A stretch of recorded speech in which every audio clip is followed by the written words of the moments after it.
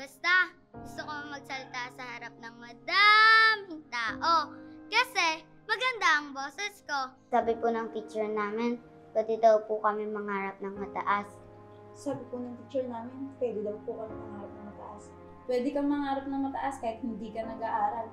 Gusto mo, gawin kitang vlogger. Yung ibang vlogger nga dyan, hindi nag-aaral. Pero millionaire. Lagi na lang tuwing maaga natatapos ang ating mga klase. Hindi tayo pwedeng umuwi ng bahay.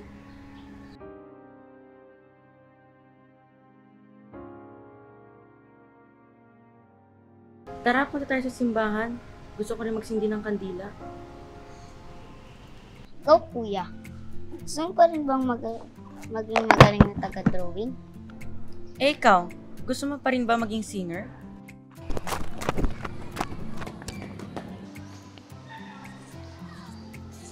Handa! Awit! Hindi naman singer yan. Halika na nga.